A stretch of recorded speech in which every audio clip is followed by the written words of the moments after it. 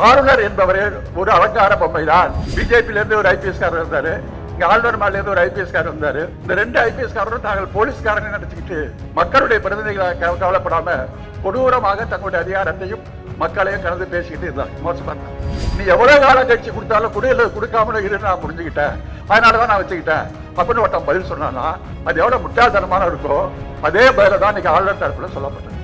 அவன் சொல்லி இருக்கிறான், சட்டத்துல இருக்கு as soon as possible. எவ்வளவு சீக்கிரமா அதுக்கு ஒப்புதல் கொடுக்குறோமோ அதுக்கு ஒப்புதல் கொடு. அப்ப உன்ன மாதிரி ஆளுக்கெல்லாம் எவ்வளவு சீக்கிரம் அப்படிங்கிறதுக்கு நான் ஒரு கணக்கு சொன்னாதான், காதை பிடிச்சி திருநாதான் நீ கேட்ப, ஏன் நீங்க கையெழுத்து போடல அப்படின்னு நீதிமன்றம் கேட்கிறப்ப அட்வொகேட் ஜெனரல் என்ன சொன்னார் தெரியுமா? நாங்க ரெண்டாவது தடவை அனுப்பிச்சது ஒரிஜினல் மசோதா இல்ல, ஒரிஜினல் டாக்குமெண்ட் நான் கையில வச்சுக்கிட்டு ஜெராக்ஸை தான் அவங்களுக்கு அனுப்பிச்சு வச்சோம், அதனால ஜெராக்ஸை திருப்பி அனுப்பிச்சதெல்லாம் கையெழுத்து போட முடியாது. நீதிபதி எல்லாம் வாய் விட்டு சிரித்தான். இப்படி ஒரு காமெடியான ஆர்குமெண்ட்டை எவன்டா ஒரு அட்டர்னி ஜெனரல் வந்து பேசுவான்? கருப்பை புற்றுநோய் குறித்த சந்தேகங்களுக்கான தங்கம் ஹோப்பை இலவசமாய் அணுகுங்கள். நாமக்கல்ல திருச்செங்கோடு மெயின் ரோட் எர்ணாபுரத்துல இருக்கிற ஸ்பைரோ பிரைம் பப்ளிக் ஸ்கூல்ல +2 போர்டு எக்ஸாம்ஸோட சேர்த்து நீட் அண்ட் JEE கோச்சிங்கும் கொடுத்துட்டு இருக்காங்க.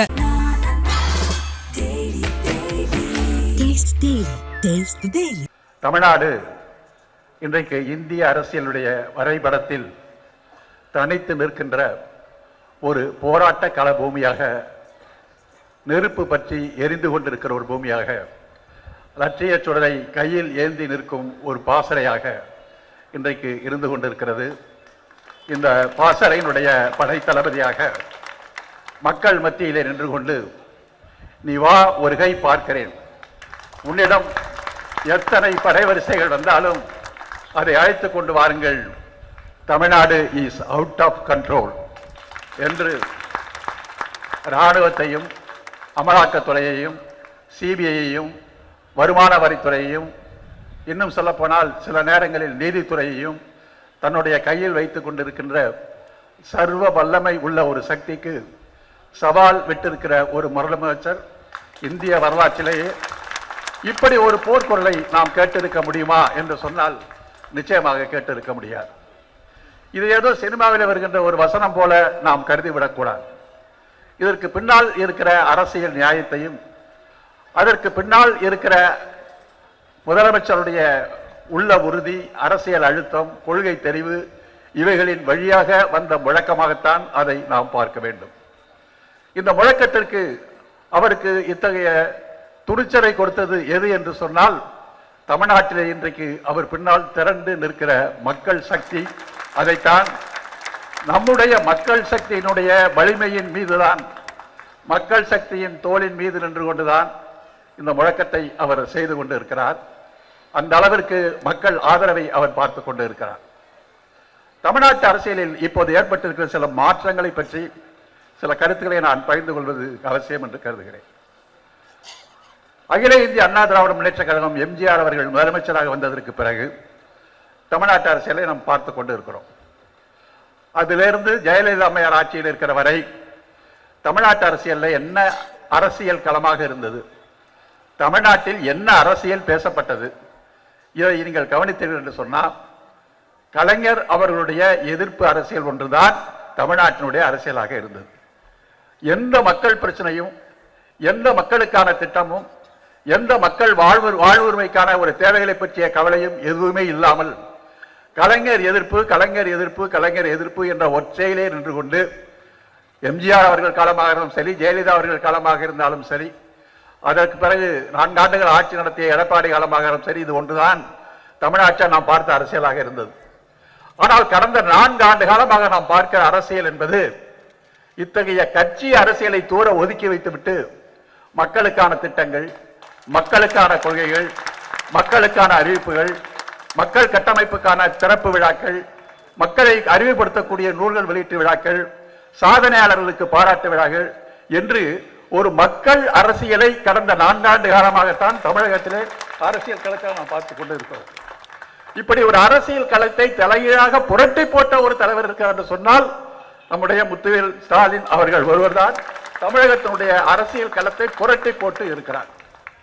அவர் பயணம் போகிறார், மக்களை சந்திக்கிறார், வழிநடுக மக்கள் திரண்டு நின்று அவருக்கு அன்போடு அவர் காட்டுகிற அன்பையும், என்னுடைய குழந்தையை தூக்கி வையுங்கள் என்று குழந்தையை காட்டுவதையும், ஓடி வந்து கை குலுக்குவதையும், போடி வந்து செல்போனிலே செல்ஃபி எடுத்துக் கொள்வதையும் நாம் பார்க்கிற போது மக்கள் ஆரவாரத்தில், மக்கள் சக்தியில் அவர் எவ்வளவு மூழ்கி போகிறார் என்பதை நாம் காண முடிகிறது. எப்போது ஒரு தலைவர் மக்களை நேசிக்க ஆரம்பித்து விட்டாரோ அப்போதே அவர் மக்கள் தலைவராக மாறிவிடுகிறார். மக்கள் தலைவராக ஒரு மாறுகிற போது அவர் கவலை எப்பொழுதும் மக்களை பற்றிய கவலையாகவே இருந்து கொண்டுதான் இருக்கும். எனவே அவர் மக்களை பற்றி சிந்திக்கிறார், மக்களை பற்றி கவலைப்படுகிறார். அரசியலிலே பல மாற்றங்கள் அரசியல் நிர்வாக கட்டமைப்பிலே அவர் கொண்டு வந்திருப்பதை நாம் பார்க்கிறோம். ஒரு நாட்டினுடைய நிர்வாக கட்டமைப்பு என்பது எப்படி செயல்படும் என்பது நமக்கு தெரியும். பொதுவாக ஒரு வருவாய்த்துறை அலுவலகத்தில் சென்று ஒரு புகாரை கொடுத்தோம் என்று சொன்னால் அது வருவாய்த்துறை அலுவலகத்திலிருந்து மாவட்ட ஆட்சித்துறைக்கு போய், மாவட்ட ஆட்சித்தலைவரிலிருந்து வேறு ஒரு துறைக்கு போய், அங்கிருந்து தலைமைச் செயலகத்துக்கு போய், ஒவ்வொரு துறையாக போய் நின்று அந்த கோப்புகள், அந்த கோரிக்கைகள் நிகழ்ந்து முடிவடைவதற்கு எத்தனை ஆண்டு காலம், எத்தனை மாதம் ஆகும் என்று தெரியாது. ஆனால் இந்த அரசு நிர்வாக கட்டமைப்பிலிருந்து மக்களுடைய பிரச்சனைகளை தீர்த்து வைப்பதற்கு அந்த நிர்வாக கட்டமைப்பை தூக்கி வைத்து ஓரத்தில் வைத்துவிட்டு மக்களோடு நேரடியாக தொடர்பு கொண்டு மக்களுடைய கோரிக்கைகளை நேரடியாக பெற்றுக்கொண்டு அதை தீர்ப்பதற்கென்றே ஒரு தனிப்பிரிவை வைத்துக் கொண்டு நீங்கள் என்ன பிரச்சனைகளை சொல்லுகிறீர்களோ அதற்கு ஒரு காலத்திலே தீர்வு கிடைக்கும் என்ற இந்த அரசியல் நிர்வாக அமைப்பில் இருக்கிற அந்த நட்பை வேகத்தை முறியடிப்பதிலும் ஒரு சாதனையை நிகழ்த்தி காட்டியவர் நம்முடைய தமிழக முதலமைச்சர். ஒன்றை நீங்கள் பார்க்க வேண்டும், தமிழ்நாட்டில் இப்போது எத்தனையோ திட்டங்கள் நடந்து கொண்டு இருக்கின்றன. பெண்களுக்கான திட்டம், பேருந்து திட்டம், புதுமை பெண் திட்டம், மகளிர் உரிமை திட்டம் என்று பல்வேறு திட்டங்கள் நாட்டில் நடந்து கொண்டே இருக்கின்றன. திட்டங்கள் அறிவிக்கப்படுகின்றன, திட்டங்கள் நடைமுறையில் இருந்து கொண்டு இருக்கின்றன. நான் கேட்கிறேன், இந்த நாட்டில் இத்தனை அரசியல் கட்சிகள்லாம் இருக்கிறாங்க, அல்ப விஷயங்களுக்கெல்லாம் இந்த நாட்டில் போராட்டம் நடக்குது. அதாவது எதிர்கட்சி வந்து எதுக்கு போராட்டம் நடத்துறான் அப்படின்னு நீங்க பார்த்தாவே இந்த ஆட்சி வந்து எவ்வளவு சிறந்த ஆட்சியா இருக்கு அப்படிங்கிறதுக்கு அதுவே ஒரு உதாரணம். அரசு மாற்று திராவிட மாடல் ஆட்சியினுடைய கொள்கையை விமர்சித்தோ, திராவிட ஆட்சியினுடைய அணுகுமுறையை விமர்சித்தோ இந்த நாட்டில் எவனும் போராட்டம் நடத்துறதே கிடையாது. ஏதோ ஒரு மூலையில ஏதோ ஒரு சின்ன சம்பவம் வந்தனா அதை தூக்கி வச்சு கொண்டு வச்சு அதாவது தமிழ்நாட்டு மக்கள் மாற்றுவதற்கு இவர்கள் முயற்சி செய்து பார்க்கிறாங்க. அப்படிப்பட்ட போராட்டம் நடந்துட்டு இருக்கு. ஆனால் இந்த திராவிட மாடல் ஆட்சி தமிழக முதல்வர் அறிவித்த அத்தனை திட்டங்களை பற்றி, இந்த திட்டங்கள் ஃபெயிலியராகிவிட்டது, மகளிர் உரிமை தொகை யாருக்கும் போய் சேரவில்லை, விடியல் பயண திட்டத்தில் பெண்கள் பாதிக்கப்படுகிறார்கள், அவர்கள் கொடுக்கக்கூடிய பென்ஷன் வகை வந்து சேரவில்லை என்று தமிழக முதலமைச்சர் அறிவித்த திட்டங்களில் ஏதேனும் ஒரு குறையை எந்த ஒரு அரசியல் கட்சிக்காரனும் இதுவரை சுட்டிக்காட்டி இருக்கிறார்களா? ஒரு விஷயத்தை உங்களால் சொல்ல முடியுமா? மாதம் 8ஆம் தேதி வந்தோன்னா எல்லாமே பண்ண ஆன்லைன்ல மாறிடுச்சு. 8ஆம் தேதி வந்தோடனே கரெக்டா வந்து பணம் விழுந்துருது. எல்லா பெண்கள் உரிமை தொகையாக இருந்தாலும் சரி, அந்த பெண்களுக்கான கல்லூரி படிக்கின்ற பெண்களுக்கான உதவி தொகையாக இருந்தாலும் சரி, பென்ஷன் தொகையாக இருந்தாலும் சரி, அத்தனையும் அந்த தேதியில் சரியாக வந்து விழுந்து கொண்டு இருக்கிறது. நீங்க இன்னொருத்தையும் பார்க்கணும், இந்த காலை உணவு திட்டம் அது ரொம்ப ரிஸ்கான திட்டம். எத்தனை லட்சம் மாணவர்களுக்கு, எத்தனை ஆயிரம் பள்ளிகளுக்கு அந்த காலை உணவு போடப்படுகிறது என்று சொன்னால், அந்த காலை உணவு திட்டத்தில் ஏதோ ஒரு இடத்துல ஒரு சாப்பாடுல ஒரு பள்ளி வந்து விழுந்துருச்சுன்னு வச்சுங்க, அந்த ஒரு பள்ளி ஒரு சாப்பாட்டில் விழுந்துச்சுன்னா அடுத்த நாளே தமிழ்நாடு வந்து போர்க்களமா மாத்துறதுக்கு குடி பிடிக்கிறது எல்லாம் தயாரா இருந்துட்டு இருக்கோம். ஆனா இத்தனை மாசமாக அந்த திட்டம் நடந்துட்டு இருக்கு. இத்தனை ஆயிரம் பேர், பல ஆயிரம் பேர் அதுக்கு பயன்படுத்தி இருக்கிறார்கள். கிட்டத்தட்ட 30,000 பேருக்கு மேல அந்த திட்டம் போகுது. முன்னாடி அரசு பள்ளிக்கு அறிவிச்சாரு, அப்புறம் அரசு உதவி பெறும் பள்ளிக்கு அறிவிச்சாரு. அந்த திட்டம் எப்படி சிஸ்டமேட்டிக்கா ஒழுங்கா ஒரு பள்ளியில கூட குறை இல்லாமல் நடந்து கொண்டு இருக்கிறது என்பதை விட ஒரு மகத்தான சாதனை நிர்வாக திட்டம் வேறு எங்கேயாவது இருக்கா நீங்க சொல்ல முடியுமா? அப்படி ஒரு குற்றச்சாட்டு வந்திருக்கு அந்த ஆட்சியை பற்றி. அது எப்படி பழக்கிறது கேள்விப்பட்டப்ப வியப்பாக இருக்கிறது. அந்த பள்ளிக்கூடத்துல ஒரு அந்த காலை உணவு திட்டத்துல சமைக்கிற வரங்க அந்த ஆயா முதல்ல காலையில 7:30 மணிக்கு வந்தோன்னா ஒரு செல்போன் எடுத்து நான் வந்துட்டேன் அப்படின்னு நீங்க தலைமையில சொல்லணும். அதுக்கப்புறம் அதுல இன்னொரு கண்டிஷன் என்ன போட்டிருக்காங்கன்னா, அந்த பெண் அந்த ஆயாவுடைய குழந்தைகள் அந்த பள்ளியில படிக்கிறவங்களா இருக்கணும். அந்த பள்ளியில படிச்சதுக்கு அப்புறம் நான் எப்ப சமையல் ஆரம்பிக்க போறேன், 1/2 மணி நேரத்தில் சமையலை முடிச்சாகணும், பள்ளி வகுப்புகள் துவங்கி ஆகணும், சமையல் ஆரம்பிக்கிறது, சமையல் பண்ணி முடிச்சது, அதுக்கப்புறம் மாணவர்கள் சாப்பிடுவது அத்தனையும் ஒவ்வொரு பள்ளியில் இருக்கிறதோ புகைப்படமாக எடுத்து ஆன்லைன்ல இங்க தலைமை கழகத்துக்கு அனுப்பப்படுகிறது. அத்தனையும் கண்காணிக்கப்பட்டு ஒரு இடத்துல கூட எந்த தவறு நடக்கக்கூடாது என்று சொல்லுகிற ஒரு நிர்வாக கட்டமைப்பை இந்த நாட்டில் தமிழக முதலமைச்சர் தன்னுடைய கீழ் கண்காணித்துக் கொண்டு வருகிறார். இது என்பது எவ்வளவு பெரிய சிறப்பு அப்படிங்கிறத நம்ம பார்க்கணும். முதலமைச்சர் இன்னைக்கு தமிழ்நாட்டுக்கு மட்டுமல்ல இந்தியாவிற்கே பல பங்களிப்புகளை வழங்கி இருக்கிறார். இதெல்லாம் எதிர்காலத்தில் வரலாறு எழுதப்படுற ஒரு விஷயம் பார்க்கணும். நம்ம என்ன பங்களிப்பு வழங்கி இருக்கிறார்? ஒரு 2-3 விஷயத்தை பண்ண சொல்றேன். சமூக நீதித்துறையில ஒரு விஷயத்தை சொல்றேன். அதாவது மருத்துவக் கல்லூரியில் படிக்கின்ற மாணவர்களுக்கு இடஒதுக்கீடு 27% இல்லாமல் கொடுக்க மாட்டோம் என்று அடம்பிடித்தார்கள். அதாவது அகில இந்திய கோட்டாவுக்கு நம்மகிட்ட இருந்து இருக்கிற மருத்துவ சீட்ல 15 சீட் அவன் எடுத்துருவான். அந்த உயர் சூப்பர் எஜுகேஷன்ல வந்து 50% அவன் எடுத்துப்பான். இந்த மருத்துவ கோட்டாவில் வந்து இடஒதுக்கீடு தரமாட்டாங்கன்னு அடம்பிடிச்சாங்க. முதல்ல திமுக உறுப்பினர்களை வைத்து நாடாளுமன்றத்தில் பேச வைத்தார். அதற்கு பிறகு உச்சநீதிமன்றத்திலே வழக்கு தொடர்ந்தார். உச்சநீதிமன்றம் உயர்நீதிமன்றத்திற்கு போங்க என்று சொன்னது. உயர்நீதிமன்றத்திலே மீண்டும் வழக்கு தொடரப்பட்டது. உயர்நீதிமன்ற வழக்கு தொடரப்பட்டதுதான் ஒன்றிய அரசு வந்து நாங்கள் இந்த இடஒதுக்கீடை கொடுக்கிறோம் அப்படின்னு சொல்ல வச்சது தமிழக முதலமைச்சர். அதை சொல்ல வச்சாரு. அதுக்கப்புறம் உயர்நீதிமன்றம் சொன்னது ஒரு குழுவை போட்டு ஆராய வேண்டும் என்று சொன்னது. அந்த குழுவை போடாமல் ஒன்றிய அரசு காலம் எடுத்தது. அதற்கு நீதிமன்ற அவமதிப்பு வழக்கு ஒன்றை தமிழக முதலமைச்சர் உத்தரவு பேரில் போடப்பட்டது. அது சுப்ரீம் கோர்ட்டுக்கு போனது. இப்படியெல்லாம் பல தடைகளை கடந்துதான் பிற்படுத்தப்பட்ட மக்களுக்கு அகில இந்திய கோட்டாவில் 27% இடஒதுக்கீட்டை உறுதி செய்து அது தமிழ்நாட்டிற்கு மட்டுமல்ல இந்தியா முழுவதும் இருக்கிற அனைத்து பிற்படுத்தப்பட்ட மக்களுக்கும் அந்த வாய்ப்புகள் கிடைப்பதற்கான கதவை திறந்து விட்டவர் தமிழக முதலமைச்சர். இது ஒரு சாதனை. அதே மாதிரி அந்த உயர்கல்வி சூப்பர் எஜுகேஷன் 50% இடத்தை கொடுக்க மாட்டேன்னு சொன்னான். அதை போராடி அதை வாங்கி கொடுத்த பெருமை தமிழக முதலமைச்சருக்கு உண்டு. அது எல்லாவற்றையும் விட இப்போது நடத்திருக்கிற ஒரு போராட்டம். இந்த போராட்டத்தில் உச்சநீதிமன்றத்தின் வழியாக அவர் பெற்று தந்திருக்கிற ஒரு உரிமை, இதை பற்றி இன்னைக்கு இந்தியா முழுவதும் இன்றைக்கு பேசப்படுகிறது. எல்லா ஏடுகளும் இதை பற்றி எழுதி கொண்டிருக்கிறது. ஆங்கில ஏடுகள் அத்தனையும் பாராட்டி எழுதி கொண்டு இருக்கின்றன. அதாவது வீட்டோ என்னுடைய பாக்கெட்ல தான் இருக்கு. அதாவது பாக்கெட் வீட்டோ என்ற வார்த்தையை உச்சநீதிமன்றம் பயன்படுத்தி இருக்கு. என் பையில தான் இருக்கு. நான் எது வேணாலும் செய்வேன். நினைச்சா மக்களால் தேர்ந்தெடுக்கப்பட்ட ஒரு ஆட்சி செய்கின்ற திட்டங்களை மசோதாக்களை நான் நினைச்சா உனக்கு ஒப்புதல் தருவேன், நினைக்காட்டி நான் தூக்கி கடப்பில் போடுவோம் என்று தமிழ்நாட்டில் ஒரு ஐபிஎஸ் ஆதி வந்தார். பிஜேபியிலேருந்து ஒரு ஐபிஎஸ் காரர் வந்தார்.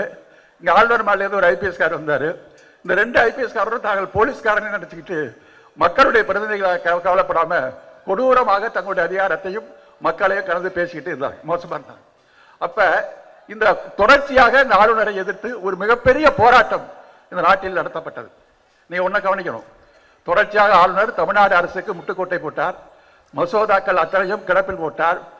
தமிழ்நாட்டுக்கு மக்களுக்கு ஏதோ திருத்து வந்து அவதாரம் எடுத்து வந்து தமிழ்நாட்டில் ஏதோ நமக்கெல்லாம் தலைவர் இல்லை, பெரியார் இல்லை, அண்ணா இல்லை, நம்ம தமிழக முதலமைச்சர் இல்லை, கலைஞர் இல்லை, நான் தான் வந்து உங்களுக்கெல்லாம் அறிவுரை சொல்லி இந்த நாட்டை மாற்ற போறேன் அப்படின்னு சொல்லி சனாதன பெருமை பேசுறது, சமஸ்கிருதத்தை பேசுறது, திராவிடங்கிறது பொய் அப்படின்னு சொல்றது, நமக்கான ரிஷிகளும் மகான்கள் தான் நம்ம நாட்டை வடிவமைச்சாங்கன்னு சொல்றது, தமிழ்நாட்டில் வந்து தீண்டாமை சாதிலாம் அதிகமாக கொடுமையாயிடுச்சு அப்படின்னு சொல்றது, ஏதோ தமிழ்நாட்டை திருத்த வந்த ஒரு மகானாக கருதி கொண்டு அவர் பேசிய பேச்சிருக்க அந்த அலம்பல் வந்து மகா கொடுமையான ஒரு அலம்பல். தமிழ்நாட்டு மக்கள் அவர் வந்து சீண்டவுள்ள தெரிந்தவங்க இல்லை. அதே மாதிரி சட்டமன்றத்தில் 2 முறை வந்து அவர் சட்ட மீறலை செஞ்சு காட்டினாரு, மரபை மீறினாரு. தமிழக அரசு செய்து அதனுடைய அந்த பேச்சை நான் பேச மாட்டேன் என்று சொன்னார். 1 முறை இல்லை 2 முறை சொன்னார். அதில் பெரியார், அண்ணா இவருடைய பேர் வருகிற போது அதை நான் படிக்க மாட்டேன் அப்படின்னு சொன்னாரு. அவர் எழுதிட்டு வந்த கருத்துக்களை வந்து திணிச்சு படிச்சாரு. இவையெல்லாம் ஒரு மரபு மீறிய செயல்கள். ஆனால் அந்த ஆளுநருக்கே சட்டமன்றத்திலே முதலமைச்சர் எழுந்து ஆளுநருடைய இந்த மரபு மீறிய உரையை சட்டசபை குறிப்பிலிருந்து நீக்குங்கள் என்று சொல்லி ஆளுநர் உரையை சட்டசபை குறிப்பிலிருந்து நீக்க வைத்தவர் தமிழக முதலமைச்சர். ஆக ஆளுநருக்கு அப்படி ஒரு கச்சேரி இங்க தமிழ்நாட்டில் நம்ம நடத்தி காமிச்சோம். ஆனா இவ்வளவு கச்சேரியை நடத்துறதுக்கு அப்புறம் கூட நீங்க ஒண்ணு பார்க்கணும், ஆளுநருக்கு கொடுக்க வேண்டிய மரியாதையை தமிழக அரசோ தமிழக முதல்வரோ கொடுக்க மறுத்ததா? எவ்வளவு நாகரிகம் பண்பாட்டோடு அவரை கேட்டது என்பதை நாம் நினைத்து பார்க்க வேண்டும். அவர் உரையாற்ற வருகிறார் என்று சொன்னால் முறைப்படி அவர் ஆளுநர் மாளிகைக்கு சென்று உரையாற்ற வேண்டும் என்று அழைப்பு விடுக்கப்பட்டது. அவர் என்ன உரையாற்ற போகிறார் என்று தயாரித்த உரையை அவரிடம் காட்டப்பட்டது. அவருடைய ஒப்புதல் வழங்கப்பட்டது. சட்டசபைக்கு அவர் உரையாற்ற வருகின்ற போது அவருக்கு தரப்பட வேண்டிய முறையான அந்த வரவேற்பு வழங்கப்பட்டது. முறையாக நாற்காலில் கொண்டு வைக்கப்பட்டது.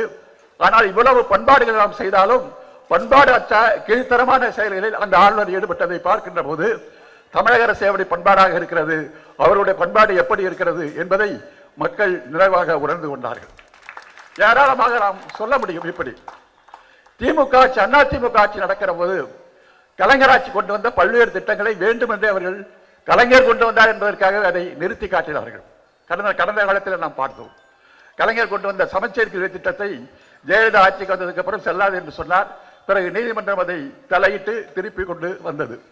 கலைஞர் கொண்டு வந்த உழவர் சந்தை திட்டத்தை அந்த அம்மா கடப்பில் போட்டாங்க. அதே மாதிரி கலைஞர் கட்டிய இந்த தலைமைச் செயலகத்தையாக கட்டின கட்டிடத்தை ஓமந்தூராருடைய ஹாஸ்பிட்டலா அதை மாற்றி அறிவிச்சாங்க. கலைஞர் அதே மாதிரி நூலகத்தையும் கெடுக்கிறதுக்கும் எல்லா முயற்சி நடந்தது. நல்லவேளை நீதிமன்றம் வந்து தலையிட்டு இந்த அண்ணா நீதிமன்றத்தை காப்பாற்றி வச்சிருக்கு. ஆக பழிவாங்கிறது என்கிற ஒரு அரசியல் மட்டும்தான் அவரை நடத்தி கொண்டு இருந்தார்கள். ஆனால் தமிழக முதலமைச்சர் பதவிக்கு அதிகாரத்திற்கு வந்ததற்கு பிறகு இந்த பழிவாங்கும் அரசியலை பற்றி அவர் நினைத்து பார்க்கவே இல்லை. அதை அவர் கையில் எடுக்கவே இல்லை. இவர்களை பற்றி அவர் சிந்திக்கவே இல்லை. பல அமைச்சர்கள் மீது ஊழல் வழக்குகள் பட்டு ஊழல் விசாரணை நடத்தப்பட்டு அதற்கான காரணங்கள் இருந்தும் ஜெயலலிதா ஆட்சின்னு சொன்னா ஒரு ஊழல் வழக்கை போட்டு விசாரணை நடந்த உடனே ஜெயிலில் பிடிச்சு போட்டுருவாங்க. ஆனா அப்படி சிறையில் பிடித்து போட்டிருக்க முடியும். ஆனால் அந்த காரியங்கள் எதையும் அவர் செய்யாமல் அவர்களுக்குரிய பண்பை மரியாதையை தமிழக முதலமைச்சர்கள் காப்பாற்றினார்கள். இன்னும் சொல்ல போனால் 7.5% நீட் பாதிப்பு அதை எதிர்த்து ஒரு தொடர்ச்சியான சட்ட போராட்டத்தை நம்முடைய தமிழக முதலமைச்சர் அவர்கள் நடத்தி கொண்டே இருக்கிறார்கள். ஏற்கனவே இவருக்கு முன்னாடி இருக்கின்ற ஒரு ஆளுநராக இருந்தவர் அதிமுக ஆட்சி காலத்தில் ஆளுநர் தன்னுடைய அதிகாரத்தை அத்துமீறி அவர் செயல்பட்ட காலத்தில் எதிர்க்கட்சியாக இருந்த திராவிட முன்னேற்ற கழகம் மாநில உரிமைக்காக அந்த ஆளுநரை எதிர்த்து போராட்டம் நடத்தியது என்பதை நாம் பார்த்துக் கொள்ள வேண்டும். இன்னைக்கு தமிழ்நாட்டில் வந்து ஆளுநர் இப்படி அவமதிக்கிறாரு. நம்முடைய முதலமைச்சர் மாநில சுயாட்சியை பற்றிய தீர்மானத்தை 110வது பிரிவின் அறிவிக்கிற போது அதை மதிக்காமல் எடப்பாடி பழனிசாமி வெளில போறார். ஆனா அவரு முதலமைச்சராக இருக்கிறப்ப மாநில உரிமையை மதிக்காத அந்த கவர்னரை எதிர்த்து திமுக ஆர்ப்பாட்டம் நடத்தியது. இதுதான் திமுகவுடைய பண்பை நீங்க பார்க்கணும். அதே மாதிரி இந்த 7.5% எடப்பாடி கொண்டு வந்தார். எடப்பாடி கொண்டு வந்தா ஆளுநர் கையெழுத்து போட மறுத்தாரு. ஆளுநரை கையெழுத்து போடு என்று எதிர்கட்சியாக இருந்த திமுக ஆளுநரை எதிர்த்து அதற்கு போராட்டம் நடத்தியது. ஏனென்றால் கொள்கை வழியில் நடக்கின்ற ஒரு அமைப்பு ஒரு இயக்கம் கொள்கைக்காக நிற்கவே தவிர கட்சி பாகுபாடுகளை அது பார்க்காது என்பதை செயல்களத்தில் நிரூபித்திருக்கிறார் நம்முடைய தமிழக முதலமைச்சர். அதைத்தான் நம்ம அதில் பார்க்கணும். அதே மாதிரி அவங்க கொண்டு வந்த எல்லா திட்டத்தையும் முடக்கிட்டாரா? எந்த திட்டத்தையும் முடக்கல. அவங்க 7.5% மருத்துவக் கல்லூரிக்கு மட்டும்தான் எடப்பாடி கொண்டு வந்தார். ஆனால் நம்முடைய முதலமைச்சர் அந்த 7.5% அதாவது 7.5% சொன்னா நீட்ல தேர்ச்சி பெற்றதற்கு பிறகும் கூட அரசு பள்ளிகளில் படித்த மாணவர்கள் அந்த நீட்டு போட்டியில் போட்டியிட்டு மருத்துவ படிப்பில் சேர முடியவில்லை. ஏன்னா தனியார் பள்ளியில் படித்தவன் ரொம்ப முன்னேறிய சமூகத்திலிருந்து வந்தவன் அவங்களோட அரசு பள்ளியில் படித்த மாணவங்க நீட்ல தேர்ச்சி பெற்றாலும் இடம் கிடைக்காம தவிச்சாங்க. அதனால அரசு பள்ளியில் படிக்கிற 7.5% பேருக்கு கட்டாயமா இடம் கொடுக்கணும் என்று பாதுகாப்பதற்காக கொண்டு வரப்பட்ட ஒரு இடஒதுக்கீடுக்கான திட்டம் தான் அது. அவர் எடப்பாடி 7.5 கொண்டு வந்தாருன்னா இதே ஜெயலலிதா அம்மா வந்திருந்தாங்கன்னா என்ன பண்ணுவாங்கன்னா திமுக கலைஞர் கொண்டு வந்தா உடனே அந்த 7.5 நீக்கிறது தான் அந்த அம்மா சொல்லியிருப்பாங்க. அது அவங்க பழிவாகிற அரசியல். ஆனா கலைஞர் நம்முடைய தலைவர் முத்துவேல் கருணாநிதி ஸ்டாலின் என்ன பண்ணார்னா அந்த 7.5 மருத்துவத்திற்கு மட்டும் அவர் கொண்டு வந்தார். நான் அதை பொறியியலுக்கு விரிவுபடுத்துகிறேன், அக்ரிகல்ச்சர் காலேஜுக்கு விரிவுபடுத்துகிறேன், சட்டக்கல்லூரிக்கு நான் விரிவுபடுத்துகிறேன், கால்நடை கல்லூரிக்கு நான் விரிவுபடுத்துகிறேன் என்று அந்த திட்டத்தை விரிவுபடுத்தி அமைத்தார். அவருக்கு திட்டம் தான் முக்கியம், கொள்கை முக்கியம். பழிவாங்க அரசியல் என்பது வேண்டாம் என்பதில் அவர் உறுதியாக இருந்தார். இப்போ ஒரு பெரிய கூச்சல் பேசிட்டு இருக்காங்க. அதாவது பதவிக்கு வந்த உடனே ஒரே கையெழுத்து போடுவேன், போட்டு நீட்டை ஒழிப்புன்னு சொன்னீங்களா, நீட்டை ஒழிச்சிட்டீங்களா? இதுதான் இப்போ எல்லாத்தையும் பேசுகிற கேள்வி. ஏதோ தமிழ்நாட்டு மக்கள் வந்து ரொம்ப ஒரு மடையர்களாக நினச்சிக்கிட்டு இவங்கெல்லாம் பேசிட்டு இருக்கிறாங்க. அப்போ என்ன சொன்னாங்க திமுகலன்னா எதிர்கட்சியாக இருக்கிறப்ப, நீட்டை எப்படி நீக்க வேண்டும் என்ற ரகசியம் எங்களுக்கு தெரியும் அப்படின்னு ஒரு வார்த்தை சொன்னாங்க. இவங்க என்ன சொன்னாங்க, ரகசியம் தெரியும்னு சொன்னீங்கல்ல, அந்த ரகசியம் எங்கே போச்சு அப்படின்னு அவங்க கேட்குறாங்க. அது என்ன ரகசியம்னு என்ன ரகசியம் தெரியுமா? நீட்டை ஒழிப்பதற்கு நாங்கள் ரகசியம் தெரியும் என்று கலைஞர் அவர்கள் செய்த ரகசியம்தான். அதைத்தான் தமிழக முதல்வரும் செய்ய நினைத்தார். அது என்ன ரகசியம் என்று சொன்னால், ஒரு இடஒதுக்கீட்டில் ஒரு திட்டத்தை கொள்கையை வகுக்கின்ற போது நான் அந்த கொள்கையை அந்த அரசு அறிவித்தால் மட்டும் போதாது. அதை எதிர்த்து நீதிமன்றத்தில் வழக்கு வருகிற போது நாங்கள் ஏன் இந்த திட்டத்தை அறிவிக்கிறோம் என்பதற்கு தரவுகள் வேண்டும், சான்றுகள் வேண்டும், அதை பற்றியான கள ஆய்வுகள் வேண்டும். இத்தனையும் இருந்தால்தான் நீதிமன்றம் அதை ஏற்க முடியும். அப்ப நீட்டுக்கு வந்து நாங்கள் விலக்கு கேட்கிறோம்னு சொன்னா போதாது. நாம் ஏன் நீட்டுக்கு விலக்கு கேட்கிறோம் என்பதற்காக ஒரு ஆய்வுக்குழுவை போட்டு அந்த ஆய்வுக்குழு அதை பரிசீலனை செய்து அதனுடைய அறிக்கையை பெற்று அந்த அறிக்கையை சட்டமன்றத்தில் வைத்து அதை ஒப்புதல் வாங்கி நாங்கள் நீட்டு விலக்கு கோருவதற்கான காரணங்களை நாங்கள் அறிவியல் ரீதியாக ஆதாரபூர்வமாக நிரூபித்து சட்டமன்ற ஒப்புதலோடு வருகிறோம் என்று நீதிமன்றத்தில் ஒப்புக்கின்ற போது நீதிமன்றம் அதை இல்லை என்று சொல்வதற்கான வாய்ப்பு இருக்காது. இதுதான் அதில் இருக்கிற ரகசியம். இந்த ரகசியம் எப்படி நமக்கு தெரிந்தது? கலைஞர் இந்த ரகசியத்திற்கு வழிகாட்டி இருக்கிறார். என்ன வழிகாட்டி இருக்கிறார்? தலித் மக்களுக்கு, பட்டியலின மக்களுக்கு, அருந்ததியருக்கு உள்ளிட ஒதுக்கீடு கொண்டு வந்தார். இஸ்லாமியர்களுக்கு உள்ளிட ஒதுக்கீடு கொண்டு வந்தார். அதே நேரத்தில் ஆந்திராவில் சந்திரபாபு நாயுடு அவர்கள் தலித் மக்களுக்கு உள் இடஒதுக்கீடு கொண்டு வந்தார். ஆனா அவர் எந்த ஆய்வும் செய்யல. நீதிமன்றம் தலித் மக்களை 4 பிரிவுகளாக பிரித்த தலித் மக்களை 4 பிரிவாக பிரித்து அவர் கொண்டு வந்த அந்த இடஒதுக்கீடை நீதிமன்றம் ரத்து செய்து விட்டது. ஆனால் கலைஞர் இந்த உள்ளுதொகுப்பீடை எப்படி கொண்டு வந்தார் என்று சொன்னால், இதற்காக ஒரு தனி ஆணையம் போட்டு அந்த ஆணையத்தினுடைய பரிந்துரைகளை பெற்று இவர்களுக்கு இந்த இடஒதுக்கீடு வழங்குவதற்கு நியாயம் இருக்கிறது என்பதை ஆதாரத்தோடு நீதிமன்றத்தில் வைத்த காரணத்தினால் நாம் இந்த இடஒதுக்கீடுகளை காப்பாற்றி இருக்கிறோம். இந்த ரகசியம் தான் திராவிட இயக்கத்திற்கு தெரிந்த ரகசியம். இந்த திராவிட இயக்கம் தான் சமூக நீதியின் கவலையோடு மேற்கொள்ளக்கூடிய ரகசியம். இதை அவர்கள் செய்யவில்லை. அதனால்தான் முதலமைச்சர் வந்தவுடன் ஏ.கே. ராஜன் தலைமையில் ஒரு குழுவை போட்டார். அந்த குழு பரிசீலித்தது. அரசு பள்ளியிலே படிக்கிற மாணவர்கள் எப்படி பாதிக்கப்படுகிறார்கள் என்பதை தரவுகள், ஆய்வுகள், புள்ளிவிவரங்களுடன் ஒரு பெரிய அறிக்கையை சமர்ப்பித்தது. அந்த அறிக்கையை சட்டமன்றம் நிறைவேற்றியது. அதை நாம் ஆளுநருக்கு அனுப்பினோம். ஆளுநர் அதை அனுப்பியிருந்தார் சொன்னால் அதிலிருந்து நாம் விலக்கு பெற்று தமிழ்நாடு இன்றைக்கு நீட் இல்லாத ஒரு மாநிலமாக நிச்சயமாக மாறி இருக்க முடியும். அதற்கு பிறகு அதை நீதிமன்றத்திற்கு எடுத்து சென்றால் கூட இதற்கான தரவுகள், விளக்கங்களை பார்த்து நீதிமன்றம் அதை தள்ளுபடி செய்திருக்கவும் முடியாது. ஆனால் ஆளுநர் இதை தன்னுடைய கிடப்பிலே போட்டு வைத்தார். வீட்டோ பவர்ல அவர் போட்டு வச்சிட்டார். இந்த வீட்டோ நான் உங்க ஆதியத்தை கொடுக்க முடியாதுன்னு சொல்லி.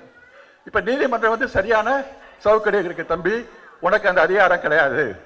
ஒரு தடவை அவங்க போட்டு அனுப்பிச்சாங்கன்னா நீ மறு தடவை அதை திருப்பி அனுப்பிச்சு அவங்க திரும்பவும் சட்டமன்றத்தில் அது போட்டாங்கன்னா அது உடனே நீங்கள் ஒப்புதல் தந்தாக வேண்டும். இதுதான் சட்டம் என்பதை தெளிவாக உச்ச நீதிமன்றம் மண்டையில் அடிச்சு இன்றைக்கு கொடுத்திருக்கு. அப்ப இது எப்படி நீதிமன்றத்தில் நம்முடைய அரசு அணுகியது அப்படிங்கிறது நம்ம பார்க்கணும்.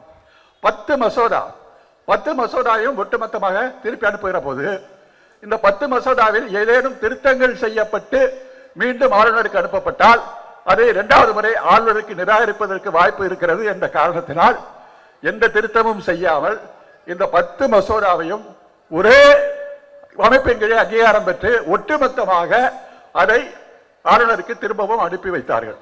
அதே குடியரசுத் தலைவருக்கு அவரு அனுப்பிச்சு வச்சிட்டார். ஆக அது ஒன்று செய்யப்பட்டது. இந்த ஆளுநருடைய அடாவடியை எதிர்த்து ஒன்றிய அரசு அட்வொகேட் ஜெனரலை வச்சு உச்சநீதிமன்றத்தில் வாதாண்டுச்சு. சட்டசபையில் மக்களுடைய உரிமைகளை மறுக்கின்ற ஒருவருக்கு அவருக்காக இந்திய அரசினுடைய பணத்தை செலவு பண்ணி அட்வொகேட் ஜெனரல் வச்சு நீங்க வாதாடுறீங்க. அதுல ஒரு வாதம் எப்படி வாதம் பண்ணாங்கன்னு அதை நீங்க புரிஞ்சுக்கணும். 2வது தடவை மசோதாவை திருப்பி அனுப்பிச்சப்ப நீதிமன்றம் 2வது தடவை போடுறப்ப நீ மசோதா கையெழுத்து தானப்பா போடணும், ஏன் நீங்க கையெழுத்து போடல அப்படின்னு நீதிமன்றம் கேட்கிறப்ப அட்வொகேட் ஜெனரல் என்ன சொன்னார் தெரியுமா? நாங்க 2வது தடவை அனுப்பிச்சது ஒரிஜினல் மசோதா இல்ல, ஒரிஜினல் டாக்குமெண்ட்டை நான் கையில் வச்சுக்கிட்டு ஜெராக்ஸை தான் உங்களுக்கு அனுப்பிச்சு வச்சோம். அதனால ஜெராக்ஸை திருப்பி அனுப்பிச்சதெல்லாம் கையெழுத்து போட முடியாது. நீதிபதிகள்லாம் வாய் விட்டு சிரித்தான். இப்படி ஒரு காமெடியான ஆர்குமெண்ட்டை எவன் அவர் அட்டர்னி ஜெனரல் பேசுவான் என்று பேசக்கூடிய அளவுக்கு தான் அவருடைய விஷயங்கள் இருந்தது. அதே மாதிரி இந்த 7.5% இடஒதுக்கீடை இன்ஜினியரிங் காலேஜுக்கும் நம்முடைய மற்ற கல்லூரிகளுக்கு விரிவுபடுத்துகின்ற போது கூட முதலமைச்சர் ஜாக்கிரதையாக நீதிபதி குமரேசன் என்பவர் தலைமையில் ஒரு குழுவை போட்டு அந்த குழுவுடைய பரிந்துரையை பெற்றுத்தான் இந்த 7.5% மெடிக்கல் காலேஜை தவிர இன்ஜினியரிங் காலேஜ், அக்ரிகல்ச்சர் காலேஜ், சட்ட காலேஜ் விரிவுபடுத்தது இன்றைக்கு பாதுகாப்பாக இருக்கு. எந்த வகை பிரச்சனையும் இல்லை. ஆக ஒரு நிர்வாகத்தை எப்படி நடத்தி செல்வது? இன்னைக்கு என்ன பேசுறாங்கன்னா நீதிமன்றத்துக்கு என்ன அதிகாரம் இருக்கு? மக்களால் தேர்ந்தெடுக்கப்பட்ட நாடாளுமன்றம் பெருசா இல்ல மக்களால் தேர்ந்தெடுக்கப்பட்ட நாடாளுமன்றத்துக்கு உச்ச நீதிமன்றம் உத்தரவு போடுறதா அப்படின்னு துணை ஜனாதிபதி இன்னைக்கு அவர் பேசியிருக்கிறார். அவர் நீதிமன்ற அவமதிப்பை பேசுறாரு. ஏன் அவர் பேசுகிறார் என்று சொன்னா அவர் மேல நீதிமன்ற அவமதிப்பு வழக்கு போட முடியாது. அதனால துணை நீதிபதி அதிகாரத்தை பயன்படுத்திட்டு அவர் செய்யறாரு. ஆனா இந்த ஆர்குமெண்ட்ல என்ன தப்பு இருக்கு நீங்க யோசனை பண்ணி பாருங்க. இப்ப உச்ச நீதிமன்றம் என்ன சொன்னுச்சு? சட்டமன்றத்துக்கு எடுத்த ஒரு முடிவை ரத்து செய்வதற்கு கவர்னருக்கு அதிகாரம் இல்லை. ஆக மக்கள் மன்றம் எடுத்த முடிவுக்குத்தான் இன்றைக்கு நீதிமன்றம் ஒப்புதல் வழங்கி இருக்கிறது. மக்கள் மன்றம் எடுத்த முடிவுதான் சரி என்பதற்கு தான் ஒப்புதல் வழங்கி இருக்கிறது. நீ எப்படி நாடாளுமன்றம் பெரிது என்று நீ கருதுகிறாயோ அதே போல் மக்கள் மன்றம் சட்டமன்றம் தான் பெரிது என்பது தான் இன்றைக்கு வழங்கப்பட்டிருக்கிறது. ஆக நீங்க சொல்ற மக்கள் மன்றம் பெரிதுங்கிற தீர்ப்பைத்தான் உச்ச நீதிமன்ற வழியாக வந்திருக்கிறது. மக்கள் மன்றத்தை நீங்கள் மதிக்கவில்லை, அதனால் உங்கள் தலையில அது சுட்டி காட்டியிருக்கு. அதான் இதுல இருக்கிற உண்மை. அடுத்த கேள்வி என்ன கேட்கிறான்னா, இதுக்கெல்லாம் அரசியல் சட்டத்தை திருத்தணும், சட்டத்தை திருத்தாம செல்லுபடியாகும் அப்படின்னு கேட்கிறோம். இப்ப நீதிமன்றம் வழங்கி இருக்கிற தீர்ப்பு சட்டத்தை மாற்றி அமைப்பதற்கான தீர்ப்பு அல்ல, சட்டத்திற்கு சரியான விளக்கங்களை கொடுத்திருக்கிற தீர்ப்பு தான். ஏற்கனவே இருக்கிற 200வது பிரிவு as long as possible. ஏன் சாதாரண ஒரு விஷயமா கேளுங்க. நீங்க ஒரு தட்ட போய் ஒரு கடன் வாங்குறோம் ஒரு நண்பர்கிட்ட, எப்பா நான் கடனை எப்ப திருப்பி கொடுக்கணும் அப்படின்னு கேட்டா எவ்வளவு சீக்கிரமா அவளுக்கு கொடுப்பா, நான் சந்தோஷப்படுவேன் அப்படின்னு நம்ம சொல்லலாம். சரின்ட்டு கடத்தை வாங்கிட்டு அவன் பணமே கொடுக்காம 10 வருஷம் அப்படியே கடப்பில் போட்டான். அப்ப என்னப்பா படம் கொடுக்க என்னாச்சு அப்படின்னு கேட்டா, நீ தான் எவ்வளவு சீக்கிரம் கொடுமோ அவ்வளவு சீக்கிரம் கொடுன்னு சொன்னில, அதை நான் எப்படி புரிஞ்சுக்கிட்டேன்னா, நீ எவ்வளவு காலம் கழிச்சு கொடுத்தாலும் கொடு, இல்லை கொடுக்காம இருந்து நான் புரிஞ்சுக்கிட்டேன், அதனாலதான் நான் வச்சுக்கிட்டேன் அப்படின்னு ஒருத்தன் பதில் சொன்னான்னா அது எவ்வளவு முட்டாள்தனமான இருக்கோ அதே பதில தான் இன்னைக்கு ஆளுநர் தரப்புல சொல்லப்பட்டது. அவன் சொல்லி இருக்கிறான், சட்டத்துல இருக்கு as soon as possible. எவ்வளவு சீக்கிரமா அதுக்கு ஒப்புதல் கொடுக்குறோமோ அதுக்கு ஒப்புதல் கொடு. நீ சீக்கிரமா ஒப்புதல் கொடுக்காம 4 வருஷம் 5 வருஷம் கிடப்பில் போட்டு வச்சுன்னு சொன்னா, அப்ப உன்ன மாதிரி ஆளுக்கெல்லாம் எவ்வளவு சீக்கிரம் அப்படிங்கிறதுக்கு நான் ஒரு கணக்கு சொன்னாதான் காதை பிடிச்சி திருநாதான் நீ கேட்ப. எவ்வளவு சீக்கிரம்னு அது சொல்லியிருக்குல்ல, அந்த சீக்கிரங்கிறதுக்கு 1 மாசம் டைம், குடியரசுத் தலைவருக்கு எவ்வளவு சீக்கிரம் சொல்லிருக்கீங்க அதுக்கு 3 மாசம் டைம். அப்ப ஏற்கனவே இருக்கிற சட்டத்தினுடைய நோக்கத்தை விலக்கி இருக்கிறதை தவிர புதிய அரசியல் சட்டத்தில் எந்த மாற்றமும் கொண்டு வரல. இப்ப இந்த சட்டம் வந்ததுக்கு அப்புறம் யாரு இருக்கு, உடனே கேரளாக்காரங்க தமிழ்நாட்டுக்கு இப்படி சட்டம் வந்துருச்சு, எங்க கவர்னருக்கு வச்சுக்கிற மனுவுக்கெல்லாம் ஒன்னா நீங்க டிஸ்போஸ் பண்ணுங்க, கேரளா அரசாங்கம் கிளம்பி நீதிமன்றத்தில் போய் இன்னைக்கு வழக்கு போட போறாங்க. பல்வேறு மாநிலங்கள், இது ஏற்கனவே பஞ்சாப் மாநில அரசு அந்த கவர்னரை தீட்சத்தை எதிர்த்து போடப்பட்ட ஒரு வழக்கில் வெற்றி பெற்று அதனுடைய தொடர்ச்சியாக இந்த தீர்ப்பு வந்திருக்கு. ஆக மக்கள் மன்றத்தை திரும்ப வெற்றி காட்டு இந்த தீர்ப்பை வைத்து ஒவ்வொருத்தரும் என்ன பண்ண போறாங்க, எந்தெந்த கவர்னர் எங்க மறுக்க போறாங்களோ அங்கெல்லாம் எடுத்து இந்த தீர்ப்பை எதிர்த்து அவங்க போட போய், ஆளுநர் என்பவரே ஒரு அலங்கார பொம்மை தான், அவர் தேர்ந்தெடுக்கப்பட்ட மக்கள் சட்டமன்றத்தை கட்டுப்படுத்த முடியாது என்ற அரசியல் ரீதிக்கான ஒரு சட்டத்தை உருவாக்கி அதை தெளிவுபடுத்தி அதனுடைய குழப்பத்தை வெளிச்சப்படுத்தி அது குடியரசுத் தலைவராக இருந்தாலும் அவருக்கு பொருந்தும் என்பதை தெளிவுபடுத்துகின்ற ஒரு தீர்ப்பை வழங்கி அதை அனைத்து மாநிலங்களுக்கும் இன்றைக்கு அனுப்பி வைத்து மாநிலங்களுடைய உரிமைகளை மீட்டு தந்திருக்கிற ஒரு வரலாற்று பெருமையை செய்து முடித்திருக்கிறார் நம்முடைய முதலமைச்சர் அவர்கள் என்பதை நாம் புரிந்து கொள்ள வேண்டும். ஆக இப்படிப்பட்ட சாதனைகள் எல்லாவற்றைக்கும் மேலாக கலைஞர் சொன்ன அந்த மாநில சுயாட்சிக்காக இன்றைக்கு ஒரு குழுவை அவர் போட்டு இருக்கிறார். எந்தெந்த வகையிலே ஒன்றிய ஆட்சி அத்துமீறல்களை செய்திருக்கிறது என்பதெல்லாம் கண்டறிந்து அந்த குழு தன்னுடைய அறிக்கையை தரப்போகிறது. இந்த குழு தன்னுடைய அறிக்கையை போகும். அடுத்து வரப்போகின்ற நம்முடைய திராவிட மாடல் ஆட்சி இந்த குழு தரப்போகின்ற அறிக்கையை வைத்து மீண்டும் ஒன்றிய அதிகாரத்திற்கு, ஏகாதிபத்தியத்திற்கு, பார்ப்பனியத்திற்கு எதிரான போராட்டத்தை தொடர்ந்து நடத்தி அடுத்து வரப்போகிற ஆட்சி மாநிலத்தினுடைய சுயாட்சி கொடியில் மாநில சுயாட்சி நின்று மாநில சுயாட்சியுடைய முதலமைச்சர் இங்கே இருக்கிறார் என்பதை இந்த நாட்டிற்கு உணர்த்த போகிறது. அதை முத்துவேல் மு க ஸ்டாலின் செய்து முடிப்பார் என்று கூறி விடைபெறுகிறேன். நன்றி. கருப்பை புற்றுநோய் குறித்த சந்தேகங்களுக்கான தங்கம் ஹோப்பை இலவசமாய் அணுகுங்கள். நாமக்கல்ல திருச்செங்கோடு மெயின் ரோட் எர்ணாபுரத்துல இருக்கிற ஸ்பைரோ பிரைம் பப்ளிக் ஸ்கூல்ல +2 போர்டு எக்ஸாம்ஸோட சேர்த்து நீட் அண்ட் JEE கோச்சிங்கும் கொடுத்துட்டு இருக்காங்க. Taste the daily.